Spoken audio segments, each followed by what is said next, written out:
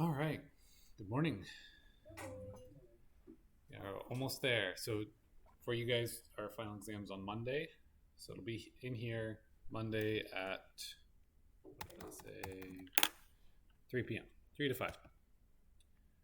Um, and I did check that recently. Haven't compared to the syllabus in a while, but fairly certain you guys are saying that's the case, and I checked that recently. So I will let you know if somehow LSU changes that or changed that and we didn't know. But Monday at 3 in here. So today I want to go through our homework 3 solutions with you, answer any questions on that. I think what I'm going to have to do, because I doubt I'll have time for it, is I'll post the solutions to the second exam so you can study from that. And if you've got any questions, you can ask me, or if you have any questions specifically that you want me to go over, we can probably have time for one or two of those. I just don't think I'll be able to make it through the whole exam. So with that, I'm going to jump right into the homework, but at any time you can stop me, ask questions. I expect the final exam will be kind of similar in scope to the previous exams. And yeah, bring your homework up when you get a chance. The final exam, there will be some cumulative portions. Mostly I'll focus on this last section, wastewater treatment. But some of that's building on previous sections, and according to the syllabus, it is comprehensive. So that's kind of the plan. Again, ask me if you have any questions along the way here. And I'm going to sit because I think I can do this a little better that way. All right, so problem 1 in the homework, we had a wastewater treatment plant. It's using activated sludge as secondary treatment. We have 0.35 cubic meters per second of primary effluent.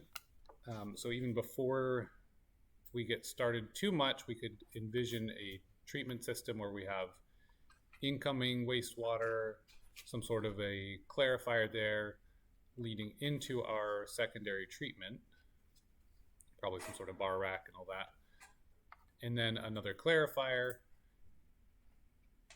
And if we have a recycle line, it would be like that, and then we discharge there. So when we say the primary effluent, what we're talking about is effluent from the primary system, whereas this is primary and the rest of this is secondary. So when we say primary effluent, that's what we're talking about. It's the influent into the microbial process.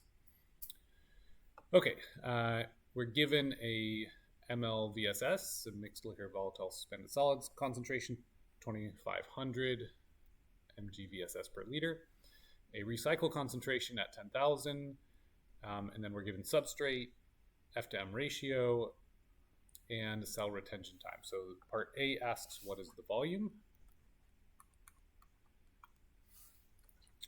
Given that we have all those other components. And if you are taking a look over the formulas, you should probably see the F to M ratio. We have that as Q times S naught divided by V times X. Okay, and so with that, we should be able to solve for V, because we do have F to M, we have X, we have Q, and we have that primary effluent substrate concentration. That's our S naught, because that's going to be coming in here. Of course, we could label this Vx there, and we've got X recycle here. Okay, so with that, we can simply say the volume is going to be Q S naught divided by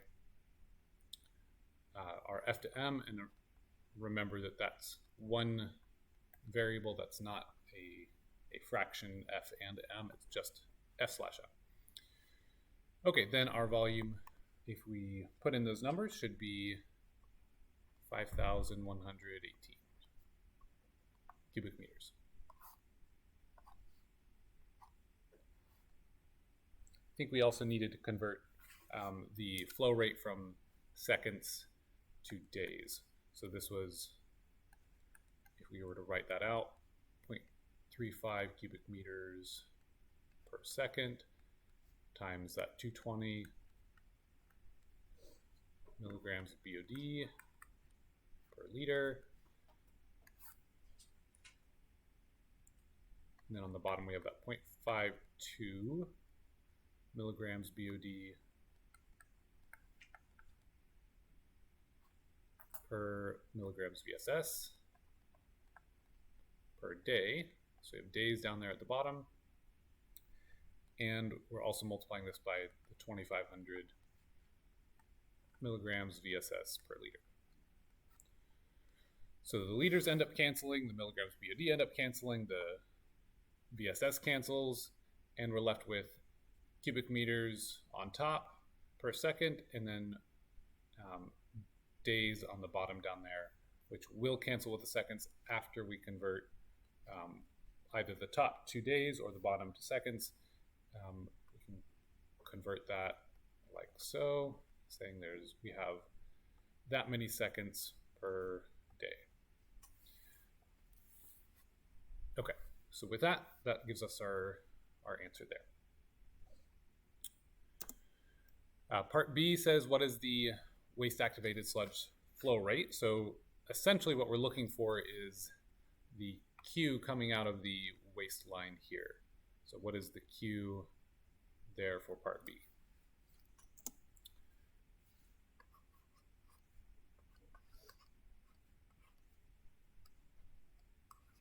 Just do that. Okay, so we want to know the waste flow rate, and here we can relate that to our solids retention time, the theta C, or cell retention time. We were given that theta C is 9 days, and we have an equation. If we're thinking about the waste flow rate, we ought to be thinking about, okay, well, that's how quickly we are getting rid of the solids for the WAS line. And so with that one, we have an equation to say that theta C is equal to Vx divided by QW XW. And of course, this is assuming we have the perfect clarifier where this XE equals 0. Okay, so with that, we can, thank you. With that, we can kind of rearrange this to solve for QW. Can swap QW with the theta C there. Say that's going to be Vx. We just solved for V so that we know that. It's divided by that 9 days times that X waste. We know X waste because we were given XR, and that's going to be equal to X waste. So, and that was 10,000 milligrams VSS per liter. Okay, so given that we solved the problem a moment ago for V, we have that value 5,118 cubic meters. We were given X, which was 2,500.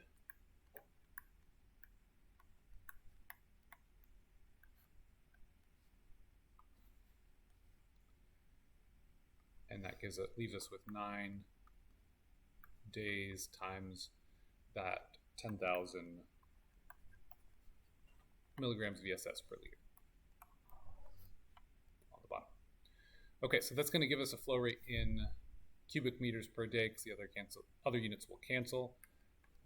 And if we get it in that form, that'll be 142.2 cubic meters in a day. So if you just kind of take a moment to pause and think about that, like what kind of volume is 1 cubic meter, that's the amount of essentially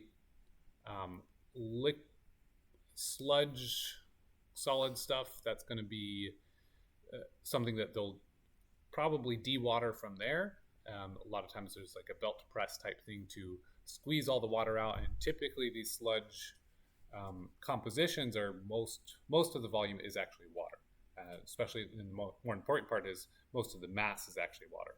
So with the belt press type thing, that'll probably compress down to maybe a tenth of the size, somewhere between 5% and 20% is probably actual solids. So you can get a lot of the water out just by using like a belt press type of system or something like it, which is very common. And then essentially you're taking truckloads of the dewatered solids to either to processing for biosolids or to a landfill. And so if you go to a large wastewater treatment plant, you'll find dump trucks just continuously running from the treatment plant to landfills or other processes. Okay, and you could also convert this to cubic meters per second, and that would be 0.0016 cubic meters per second. It's definitely a lot smaller than the primary flow through the system. Okay, so then we have what is the flow rate of the treated effluent, the secondary treated effluent, excuse me. And essentially what we're looking for there is the QE up here. And so this is simply a water balance. We have now a flow coming down here. We have a flow into the plant. And so really we're just going to say that Q is equal to QW plus QE. And since we know the QW was 0.35 cubic meters per second, we just solved for QW. I'm going to put that in cubic meters per second. That leaves most of the flow really is QE. And so if we do that subtraction there, and round, that'll be 0.348 cubic meters per second.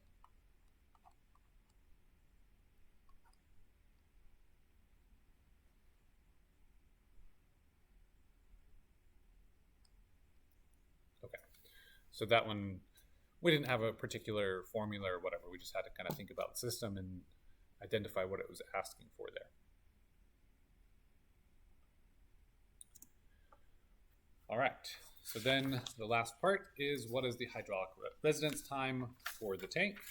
And that's simply going to be V over Q. Doesn't matter about the recycle. We know that theta is V over Q. We are only taking the volume of the aeration tank because we're assuming that there's no biological activity in the other one, so that any relevant reactions are not important in that clarifier. So that's going to be the 518, so 5118 cubic meters divided by the flow rate. And here we're using the flow rate of the entire system, 0.35 cubic meters per second. The reason we don't use the QE is because what we're looking at is essentially the control volume like this, where anything entering and exiting that control volume is important.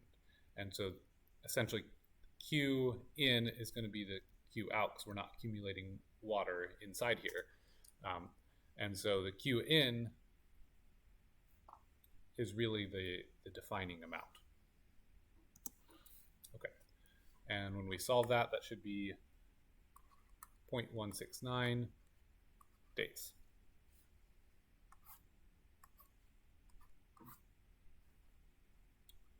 All right, any questions or issues with problem one?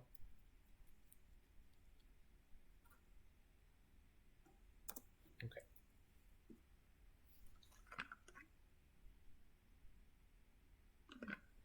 So number two then, we had a incoming wastewater, the BOD of 200 milligrams per liter, and it's treated by a well-run secondary treatment plant that removes 90% of the BOD. You are to run a 5-day BOD test with a standard 300 milliliter bottle using a mixture of treated sewage and dilution water. And it specifies that with no seed. So no seed water necessary here. We assume that the initial dissolved oxygen is 9.2 milligrams per liter. And so part A asks roughly what maximum volume of treated wastewater should you put in the bottle if you want to have at least 2 milligrams per liter of dissolved oxygen at the end of the test. And you're filling the rest with water. Okay, so the first thing to note here, the one word that I put in bold, is that we're dealing with treated wastewater, and the problem told you something about the treatment that water was receiving. So if we're looking at this as, let's say, we'll just call this entire thing the wastewater treatment plant, okay? Or the entire secondaries part of it. The influent wastewater had 200 milligrams per liter of BOD. So that's what's coming in, and then treating it, it said it's going to remove 90% of it. So then we have the S coming out is 10% remaining compared to what was coming in. So S here then is 20 milligrams per liter BOD. Okay, so when you say treated wastewater, you have to recognize that aspect of the system. We are dealing with 10% of what we started with, essentially, because 90% was removed.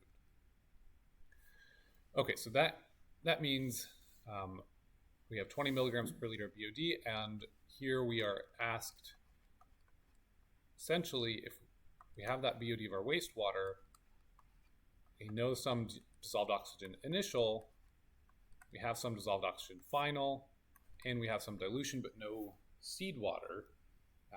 This is going to be our equation here, and the question is, what is the maximum volume of treated wastewater that we could put in there such that we have 20 over here, 20 milligrams BOD per liter. On this side, we know our initial to be 9.2 milligrams per liter of oxygen, and the final has to be at least 2 milligrams per liter. So we're just going to put 2 there. And essentially, we're looking for what is the volume of treated wastewater. So let's remind ourselves the volume is going to, the P is going to be equal to the volume of the wastewater divided by the total volume in our bottle. We could write this V wastewater plus volume dilution, but I think it'll be a little easier if we just simply write the 300 milliliters here. Okay, so we can put that down here as V wastewater divided by 300 milliliters. All right, so then one thing we can notice is we have milligrams BOD on the left, milligrams BOD on the top of the right side of the equation. And so essentially we'll end up being able to cancel here. So if we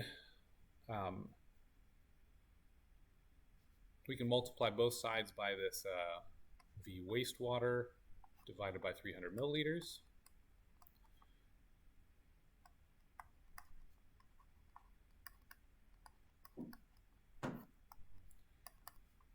And that's going to give us on the right side 7.2 milligrams per liter if we go ahead and do the subtraction. Then we can get the volume of the wastewater equal to, that'll be 7.2 divided by 20.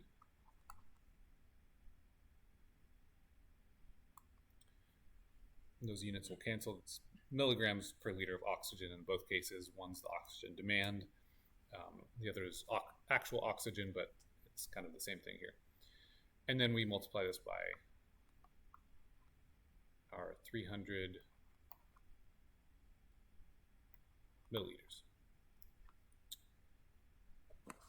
Okay, and I've got a question from online. Can I explain why I multiplied 0.1 times S naught? Yes, I'll come right back to that. Let me finish this spot here. So once we take 7.2 divided by 20 and then multiply that by 300. That should give us a final answer of 108.0 milliliters. Okay, and that's a good question here about the why S that we're using is 0.1 times S naught. That's because we have 90% of the BOD was removed by the wastewater treatment plant. So the incoming was 200, and then part A here says what maximum volume of treated wastewater. So we have to look at what value we have there for the treated, and essentially if we remove 90% from 200, we would say that's 200 times 0.9. That's going to be 180, and so we can subtract. Then we can do it that way and subtract 180 from 200 to get 20, or we can just simply take 1 minus the removal, 1 minus that fraction removed. That's equal to the fraction remaining. So either way you want to think about it, it's just the key was that we were given some information about the treatment there, and we were then told we're using the treated wastewater, not the just the numbers straight up that was given. So again, I just recommend that if you do encounter a problem like this, always draw this diagram to get a feel for what's going on there. Okay, so then part B says if you make the mixture half water and half treated wastewater, what would you expect after 5 days? So what DO would you expect? And so essentially what we're looking for is that DO final in that equation there. So we have BOD 5 for the wastewater. That's going to be DO initial minus DO final. Again, divided by P. In this case, we said P, it's half wastewater, so that's going to be P is 1/2. So we know BOD is 20 milligrams per liter.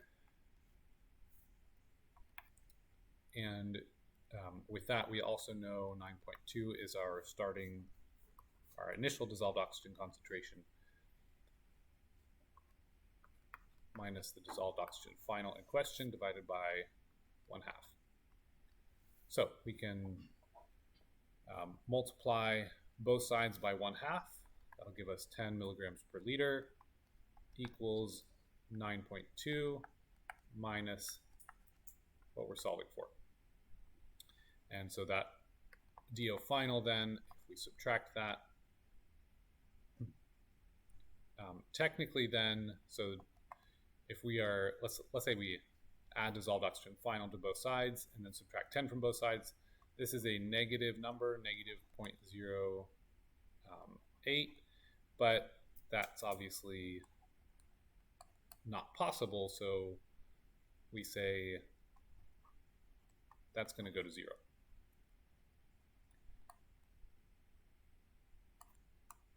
Okay, because we can't have a negative number in our system. Let's make a note. Preparing my solutions, I left off the negative. So I just need to make a note there.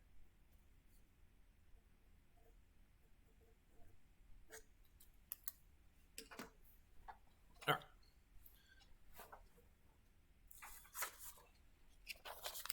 Any questions there? Well, maybe we will have time for the go through the exam. All right. Problem 3, we have a BOD test is run using 100 milliliters of wastewater mixed with 200 milliliters of pure water. The initial DO is 9 milligrams per liter after 5 days. we have a dissolved oxygen of 3.5 milligrams per liter. And then after a long period of time, the DO is 2 milligrams per liter, and it no longer seems to be dropping. So that's kind of indicating we've reached the amount of BOD that we can remove. Assume nitrification has been inhibited, so the only BOD measured is carbonaceous. Part A says, what is the 5-day BOD of the wastewater? Okay, so that's relatively simple. Again, this is our DO initial minus DO final at 5 days.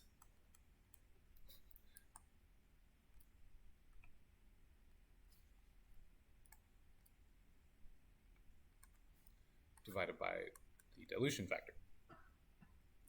Okay, so, and P here is going to be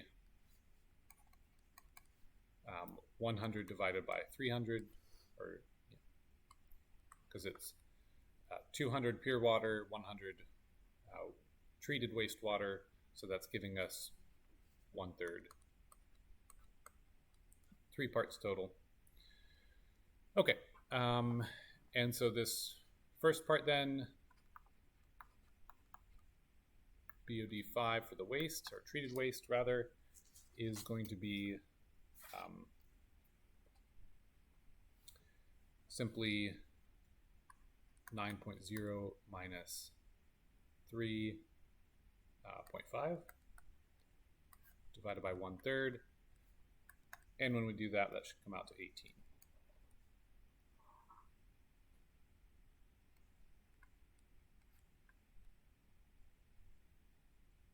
I believe. Yeah. Okay.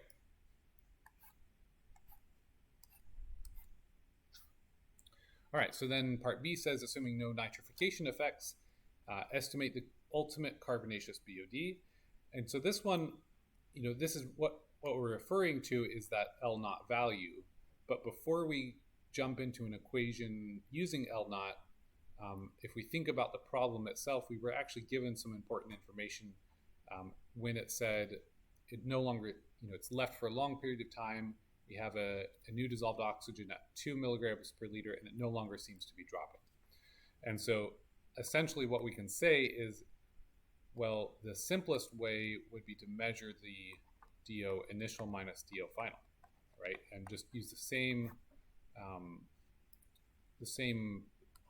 stuff here and essentially say that's BOD for a long period of time, or we could just call it infinite, right? So that's the way that is going to make the most sense to approach this problem here, because we have that level of data. And so of course this is going to be that 9 minus 2 divided by 1/3. That'll get us at 21. That'll be 7 times 3 is 21. And this is not making sense. I don't think that 18 is right. I think that's incorrect, because essentially we're just multiplying by 3, and that's not 6 here, right? So that can't be. So hang on. So this is going to be 21. And we're going to get a calculator just to make sure I'm not being silly. So 9 minus 3.5 times 3, 16.5. Okay, I actually had that written in the first place, and I don't know why.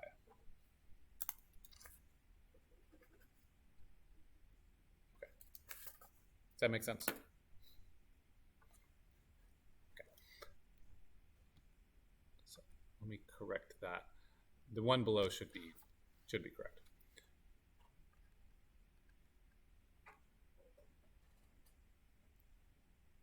Oh, well, that would make sense. Okay, that's why okay, thank you. So the online, someone said in our homework the DO is 3, not 3.5. So I apologize, I got it wrong in this part, and then I was reading this part. Okay, my apologies. 9 minus 3 then is 6, which then 6 times 3 is 18. So I was wrong that I was right that I was wrong, or something.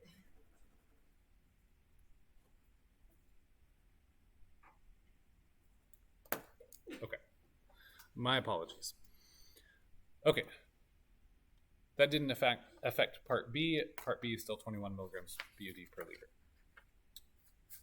All right. Okay. So part C then says what would be the remaining BOD after 5 days has elapsed. So this is not BOD 5. So when we say BOD remaining, BOD 5 is going to be the amount of oxygen that has already been demanded.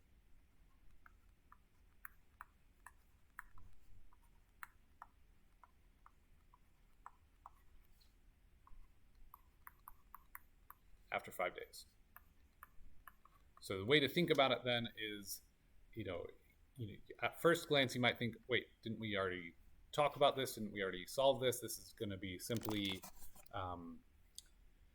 just, BOD 5. No, this is essentially the ultimate amount minus the BOD. So 5 days went by and we demanded 18 milligrams per liter, but we just said a moment ago, if we gave it a very long time, we had 21 milligrams per liter. So L naught was 21 milligrams per liter of oxygen that ultimately would be demanded, and that's going to be equal to the amount that is demanded at some time plus the amount remaining at that time. So if we were to write the formal equation here, that would be L naught is equal to LT plus BOD at that time t. So it's just really saying what's the ultimate is equal to, at any given time, what has been demanded up to that time plus what's remaining. So very simple mass balance in that regard. Okay, so that means 21, we can say 21 milligrams per liter is equal to 18 plus L5 here. And so what's remaining at 5 days is 3 milligrams per liter.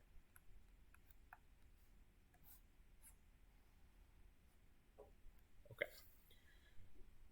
So then from here we can estimate the reaction rate constant K for the system, and that's going to essentially bring in our kind of kinetics take on it. So we can say LT is equal to L naught times e to the minus KT, and we have now some information about the system that we can kind of reflect on to say, okay, well, if that's the case, then what speed, what's the speed of these things happening? And so we can put in a 5 days there. We can use the LT that we just calculated, 3 milligrams per liter equals 21 milligrams per liter times e to the minus k, which we'll solve for, times 5 days. And once we do that, that k should be in per day units because the time there is in days. Okay, so if we take 3 divided by 21, we can essentially just say 3 over 21 here equals e to the minus k times 5. Take the natural log of both sides. So we have the natural log of 3 over 21 equals minus k times 5. And then from there we can solve and say k is going to be equal to 0.389 days to the minus 1.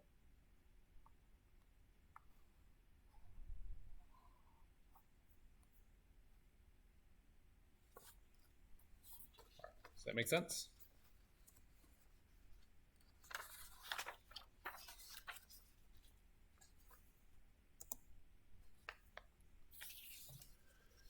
Okay, problem 4, we have kind of a more involved modeling problem for BOD. And here we have we're supposing the only source of BOD in a river is untreated wastes that are being discharged from a food processing plant. The resulting oxygen SAG curve has a minimum value of dissolved oxygen somewhere downstream equal to 3 milligrams per liter. We've got a little diagram there for us. Just below the discharge point, the DO of the stream is equal to saturation value at 10 milligrams per liter. So part A asks, by what percent should the BOD of the wastes be reduced to assure a healthy stream with at least 5 milligrams per liter of dissolved oxygen everywhere? And the question is, kind of follow up there is, would a primary treatment plant be sufficient to achieve this reduction? Okay, so essentially we've got untreated wastes causing a problem. The dissolved oxygen gets down to 3 milligrams per liter, and the fish aren't too happy about that. We'd rather it be at minimum 5 milligrams per liter. So essentially the question's asking, okay, well, what amount of BOD do we have to remove so that the SAG curve looks a little more like that? And part A is asking this in terms of essentially the deficit. So if we think about the two cases here, we have two values for a deficit. And I guess first we can write up our equation for a deficit. We're given a couple of parameters in the problem as well, the Kr and the Kd, and the speed of the river. So our equation for deficit, assuming that these two are not equal, which they're not, then our equation is the following. We've got Kd L naught divided by Kr minus Kd, that times e to the minus Kdt minus e to the negative Krt, all that plus an initial deficit, which is 0, times e to the minus Krt.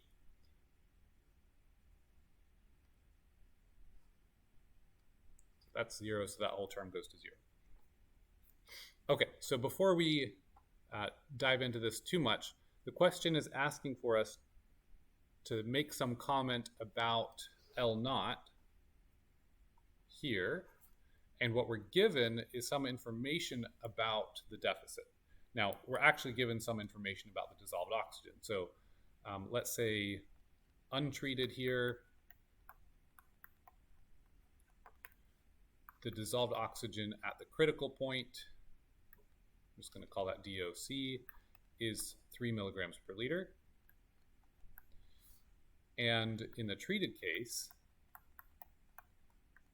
we have a dissolved oxygen at the critical point equal to 5. Okay, these will correspond to deficits. So deficit, and what I'll say is untreated. I'm just going to do deficit untreated and deficit treated. So un and tr. The deficit for the untreated then is 7 milligrams per liter, because it's 10 is saturation minus the 3 gives us 7 milligrams lacking, and in this case it's 5 milligrams per liter. Okay, so those two values are important because that's going to help us relate essentially what the L naught conditions need to be. So we don't have to solve for L naught yet, we just need to know something about the ratio. And if you think about it, if we change the deficit based on changing only the L naught, everything else is held constant, then essentially what we're looking at is deficit is directly proportional to L naught, right? So everything else is held constant. We're kind of assuming that it mentioned that the resulting SAG curve has a minimum value somewhere downstream. We're not concerned about that. That time is just going to be when it is. And that's going to depend really on these other parameters, the KR, the KD, and the speed of the river. So everything else is actually held constant. And so we can actually make a relationship here and say essentially, I mean, and we could write it out, write this whole equation out and solve for the L naught for the untreated and compare that to the treated. But essentially what we're going to do is say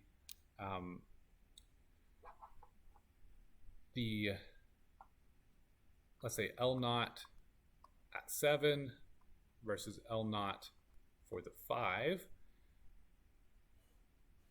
If we take some ratio here, that's going to give us the information about how much we need to remove. Okay, so let's do this way. Let's say if we take 5 divided by 7, that'll give us the, if we do it that way, that's going to give us the fraction, let's see, I'm trying to say this correctly.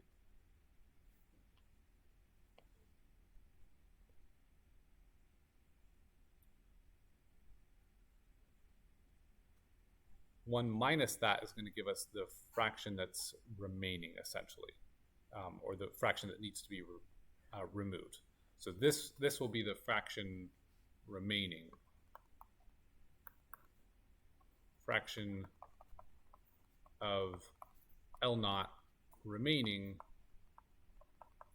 from treatment, if I could spell that right.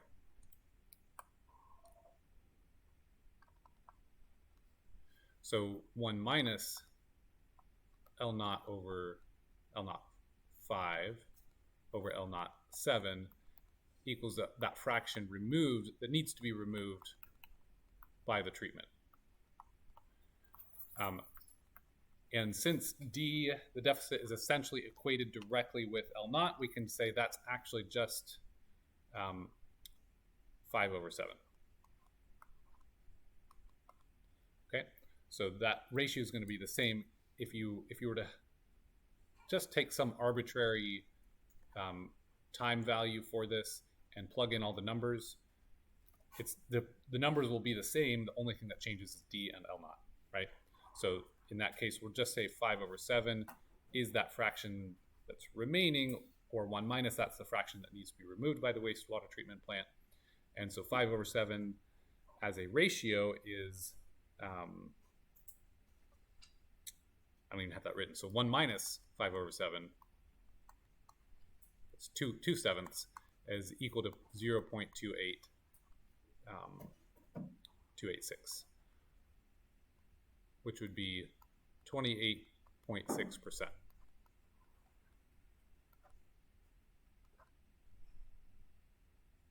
And it turns out primary treatment typically provides something on the order of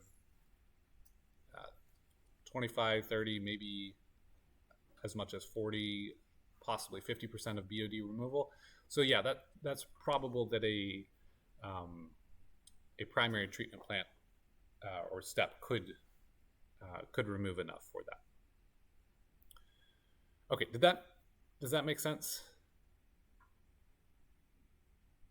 You guys okay over there?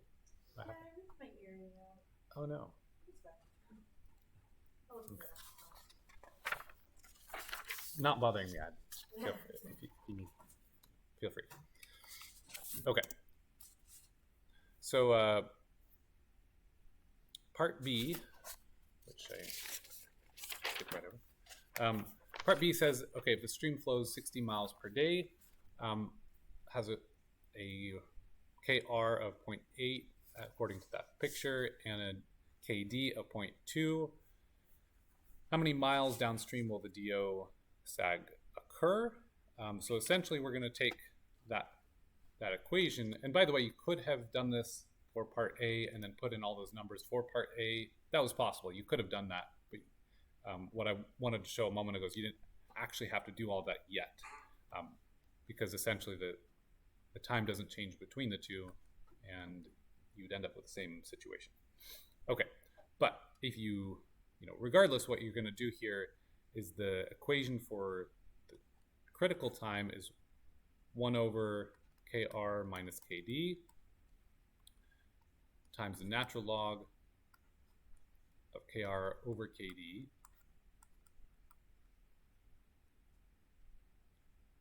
times 1 minus the initial deficit times some other stuff, but the initial deficit is 0, so we're just going to stop there. Okay, so that's going to just be Kr over Kd times 1. So when we put that in, we should get a critical time of 2.31 days. And that will correspond, if we're talking 60 miles per day, and we can say the distance, we'll call it x, is that 60 miles per day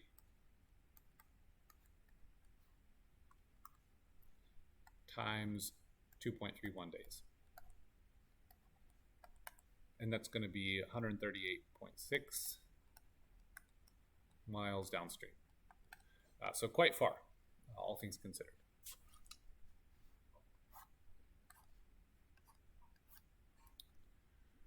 All right. Part C then says what ultimate BOD, so L naught, of the mixture of river water and waste just downstream of the discharge point would cause the minimum DO to be 5 milligrams per liter. So that's essentially that treatment case that we want. So L naught in the 5 case, such that the deficit at the critical point is equal to 5 milligrams per liter. Okay, and so here we can essentially use that deficit equation again. That was KD L naught divided by Kr minus Kd times e to the minus kdt minus e to the minus kRt. All that plus the deficit stuff, which was 0, the initial deficit. Okay, so then we solve for L naught with all the parameters that we know, including the 5 milligrams per liter for deficit, and L naught should be 31.75 milligrams per liter. Okay.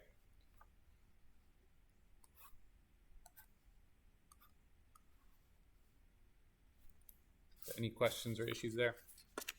And again, you could have solved for that earlier and put that into part A, but you didn't actually have to do so.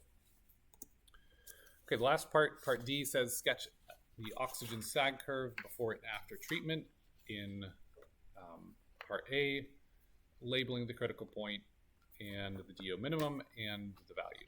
So just look something like that, kind of what I sketched at the very start.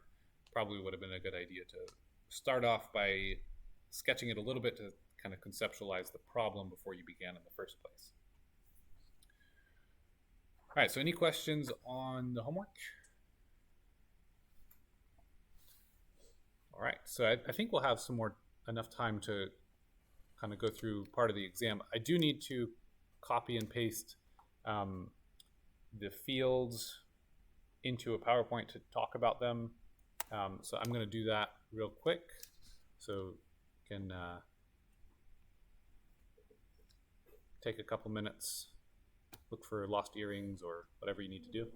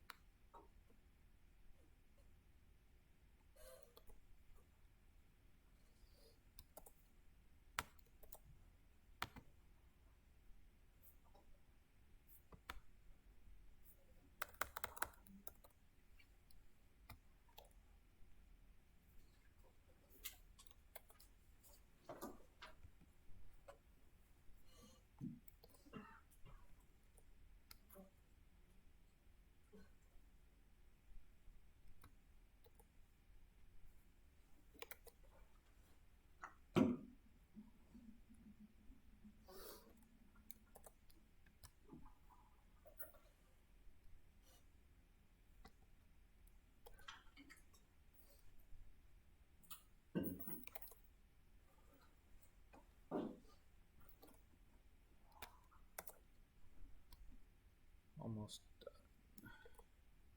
Did you find it? I did. Awesome.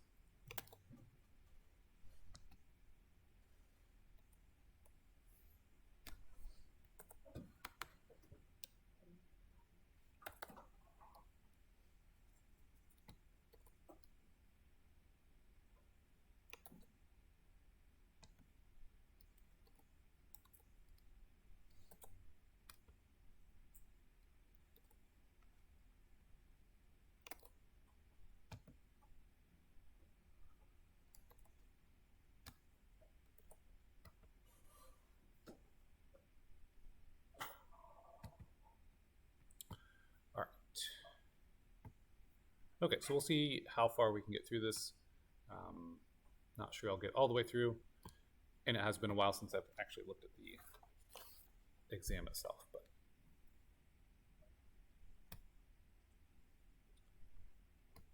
all right. So in exam 2, this was dealing with the kind of membranes and disinfection and hardness type stuff. Problem 1, we had a membrane module comprised of several tubular membranes with an effective surface area of 12 square meters. The membrane system operated in cross flow under a constant flux regime to yield 1,500 liters per hour. The treated water is 20 degrees Celsius. And essentially what we're dealing with is tubular membranes, meaning long cylinders. Poorly drawn here, but you get the picture. We have some length, that's 2 meters. And we have some, if we were to look at the, essentially the diameter, if we're looking at that diameter there, that was 3 centimeters or 0.003 meters. Excuse me, that's 0.03 meters, not millimeters. Okay. And so essentially, the question is, how many tubes does each unit contain? So we know that the total area is 12 square meters. And so essentially we have to see how many, how many square meters is in one tube. And so the formula for the surface area for a cylinder is going to be the length times the circumference. And I know this tripped up a few of you, but I don't remember how the grading went, but I think most of you got close to the formula. But essentially it's going to be the length times 2 pi r, which is simply pi times diameter. So that's going to be 0.188 square meters, given that our diameter was 3 centimeters. And so the number of tubes then was going to be essentially 12 square meters divided by 0.188 square meters per tube.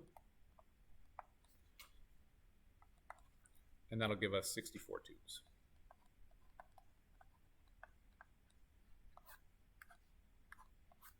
Okay, so a little bit of geometry there, but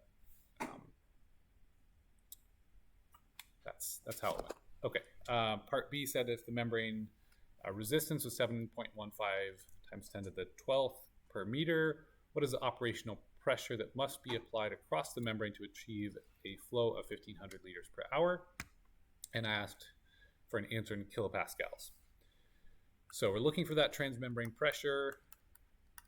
We have an equation for that that relates to flux. So flux is equal to that transmembrane pressure divided by the total resistance of the membrane times the dynamic viscosity of water. We could look that up according to the temperature. That would be 1.002 times 10 to the minus third kilograms per meter second.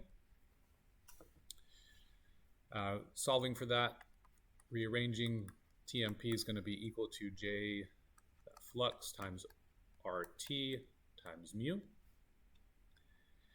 And so we can then take this, and here we need to take from the 1,500 liters per hour and convert into meters and seconds. So we have 1 cubic meter for 1,000 liters. We have 1 hour per every 3,600 seconds. And then we can add in the membrane resistance and the dynamic viscosity.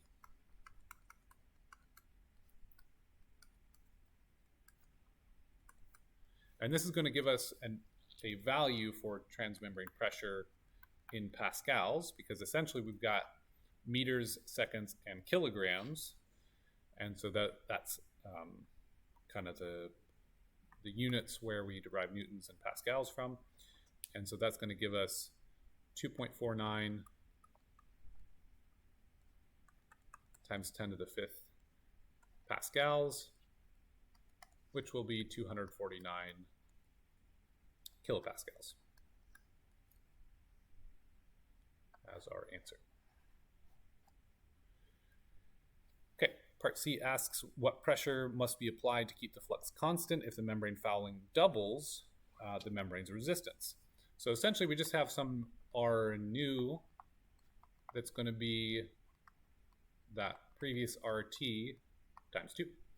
And so if we take a look at how that's going to play a part in the equation here, if we keep the flux constant, so J stays the same, but this guy doubles, then, and we're not changing the temperature of the water, then essentially, if you double something on the right, you have to double something on the left. And so, to keep the J the same, and mu is going to stay the same. So essentially the TMP, you don't even have to really calculate it all again. You could just say that's 2 times the TMP old. So that's going to be 497.5 kilopascals.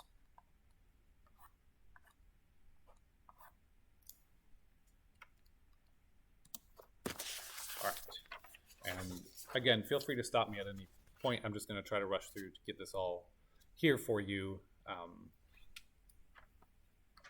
since we didn't get to that earlier in the semester. All right, part 2 is a disinfection problem, and it's got a lot of scary looking chemistry, but it turned out you didn't really need much chemistry, if any, which I'd given this problem before where you did need a lot of chemistry, the equilibrium stuff. I thought it was pretty interesting, but maybe too involved, and I think I cut it all out, so it looked like you needed the equilibrium stuff, but you didn't.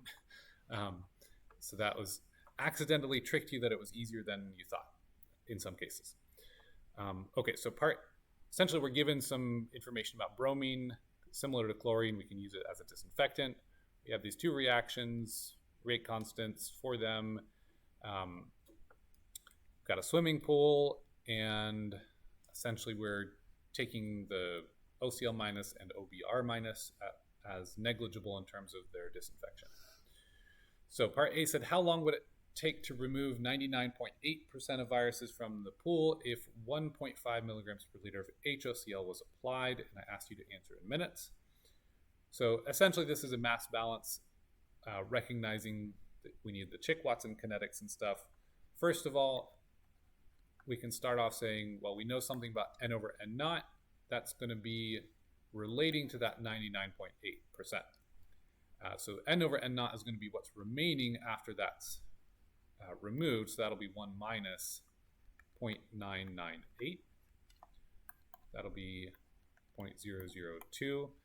So that gives us a kind of a starting point for the design. And of course, we'll remember that if we have the dN dt equation, where that's minus K times N times C, and C here is the disinfection concentration, it's typically to the N power, but we didn't give any information that it was not, we pretty much just assume it's 1 because we're dealing with ideal systems. If it wasn't well mixed or something, that might not be 1. Okay, then we can, since it's a batch reactor, swimming pool It's going to be essentially a batch system, unless you happen to be filling it and draining it at the same time or something, but that's not normal operation. So it'll be a batch system, and we can derive this into n over n naught equals e to the minus k c t. So we can solve this for t by taking the natural log of the n over n naught, setting that equal to minus k times the c, which was 1.5 milligrams per liter, times the time that we're looking for. We're given k, that was k in units of milligrams per liter for this guy right here, for the chlorine. And so when we solve, t should be 33.7 minutes. Okay, so if you tried to do some chemistry there, you, I guess, missed the fact that we were in milligrams per liter. We added it in milligrams per liter of HOCl, so you didn't actually need anything else there. Okay, so part B says, how long would it take to remove 99.8% of viruses if you used HOBr instead? So this is the same problem, same exact situation. We're just using the different K. So the same setup, but K this time equals 0.0098 from the table. Bless you. Per minute here. And then T in this case is 422.8 minutes. So a bit longer, quite a bit longer. So the bromine system is slower. So you either need more concentration or it's just going to take a longer time. But maybe in a swimming pool case, that's fine. You're just going to have it kind of staying at some disinfection level the whole time, and that may be sufficient. Okay, so part C, I probably did not phrase very well, so I think I tried to be a little lenient here. Said, what mass of a disinfectant must be added to the swimming pool to achieve a total chlorine concentration of 5 milligrams per liter? I ask you to answer in grams. So it was very generic. What I should have done is said, instead of a disinfectant, I should have given you NaOCl or maybe CaOCl2 or something. But since you had no information about that, it was just a mass basis problem. And so, that would require a little molar conversion or something. But really, what I'm looking for is the concentration is mass over volume. And so what mass was required to achieve that 5.0 milligrams per liter, when we knew we had, what was it, 10,000 liters or something. So it was, we can say that mass is going to be that 5 milligrams per liter times 10 to the third cubic meters, and we'll convert that to liters. So that's going to be 1,000 liters for every 1 cubic meter. And convert from milligrams here to grams, 1 gram for every 1,000 milligrams. And that's going to give us 50 grams. So again, too simple, and I think that a lot of you were expecting something more than that. Anna was not particularly pleased with how I ended up phrasing that anyway, so that was that problem. Okay. Part 3, problem 3 says, let's consider a portable UV disinfection system with a 5-gallon, to be used with 5-gallon coolers with a modified lid. Setup will allow water to flow in the top and out a spigot at the bottom, resulting in a contactor. The resulting contactor is effectively a CSDR. So we have some cooler type thing with a neat lid, shines down UV light into the water, and we can set it up so we have running water coming in through the top and a spigot letting water out the bottom. And I guess we're assuming it's fairly well mixed in there. So given that, Part A says, if the disinfection rate constant is 6.3 per second for E. coli, what is the maximum flow rate the system can handle to achieve 99% inactivation? And I ask you to answer in liters per minute. Okay, so this is a CSDR mass balance. We know it's going to be first order decay because it's disinfection. You might think to yourself, oh, well, what's the light intensity and how do I incorporate all that? But again, it was a little simpler than that. And I think, if I remember correctly, some of you maybe were expecting something more complicated. But essentially, this is your K. This is per second, so this is a per time value.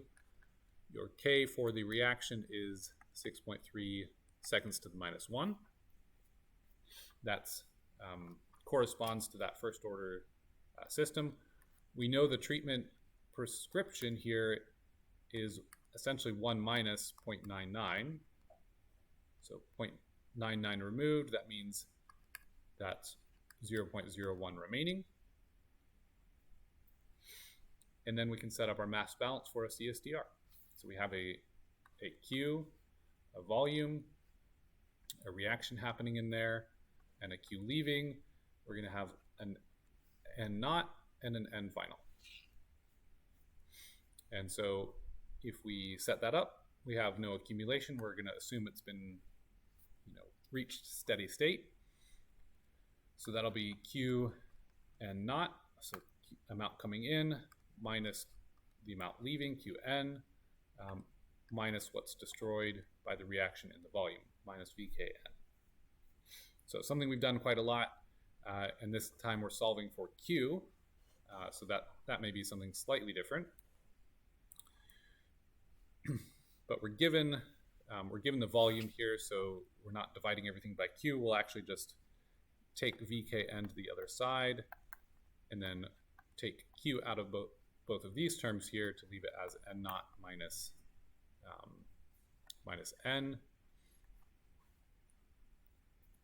Here we can solve for Q and say that's going to be, Q is going to be equal to VKN divided by N naught minus N. Now, this is a little bit annoying because now we need some value for N and N naught. And so what I decided to do was to see what would happen if we simplified, saying, okay, well, let's divide the top and the bottom here by N. So that's going to be VK divided by N naught over N minus 1. So N naught over N is not what we had up here, but we can simply invert this. So if N over N naught is 0.001, then on the flip side, N naught over N is going to be 100, right? So this would be as if we're doing 0.01 is 1 over 100. And so if you flip that, it's 100 over 1. Okay, so then we have the system where we have that 18.9 liters times 6.3 per second divided by essentially 99 down here, 100 minus 1. So then we have Q, and this is going to give us liters and seconds. We need liters and minutes, so we'll have to convert that once we do. This is going to be 1.2 liters per second, and we can convert that, multiply it by 60. That's 72.2 liters per minute.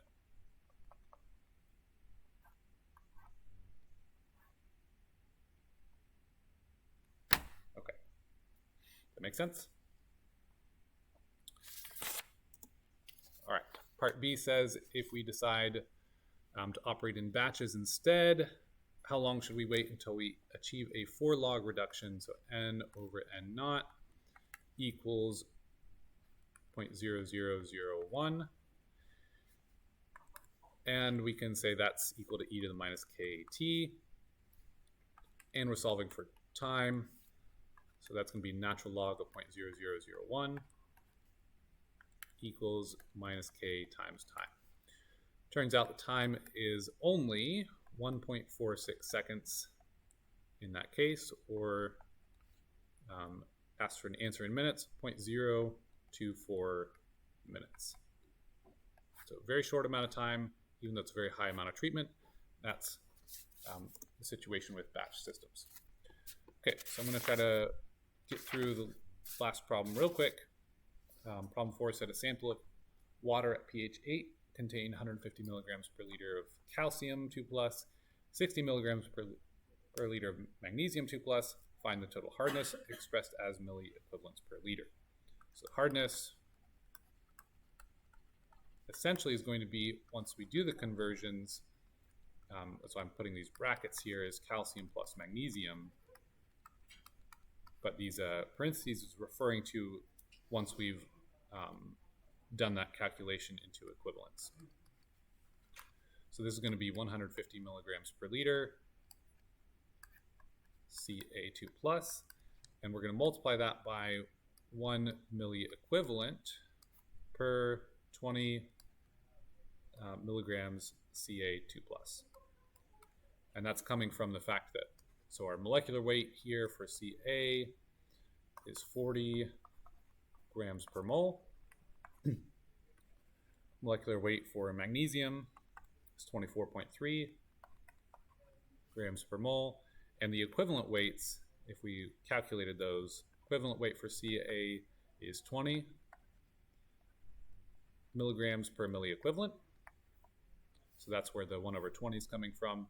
And the equivalent weight for magnesium is 12.15. Essentially, we're taking the molecular weight divided by the charge. That was the calculation for that. Okay, so the calcium here, calcium hardness was 12.44 grams.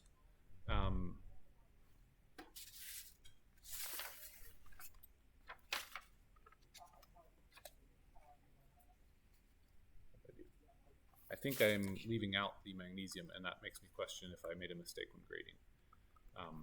Because we should also have this too, 60 milligrams per liter Mg2+ times 1 MEQ divided by the 12.15, and that's going to be 60 divided by 12.15. So I didn't have this in my solutions, and I'm not sure why. So if you got this correct and I counted it incorrect, do let me know. That should be 4.9. You add this to the 12.44. So I think the answer actually should be 17.4, and I do apologize I didn't catch that. So do look over your solutions. If there's an issue there, let me know. So this is 4.9, and so the total hardness should then be 17.4. 150 divided by 20 is it 12.4? Okay, so that's the problem. This was 7.5. Okay. Yeah. Perfect. Okay, good. So then I should have graded it right. Gosh. Okay, so this was, you said 7.5. 7.5. And this was, okay, yeah. So total, that was 12.44. Awesome. Okay. All right, cool. So I'm just going to scoot right along. We've got like 3 minutes left. All right, then the total hardness in milligrams per liter as CaCO3. Essentially, we're doing the same thing, except instead of converting to milliequivalents, we're taking it in terms of as CaCO3. So the calcium in this case is going to be 375 milligrams per liter as CaCO3, because, and this will make sense, CaCO3 is a lot heavier than just calcium. We had 100 and something of calcium itself. If we're expressing it as something that's heavier, it's going to be more of it, because essentially what we're doing is we're going to say X milligrams per liter of something times the 50 milligrams of CaCO3 per milli equivalent, and we're dividing all that by the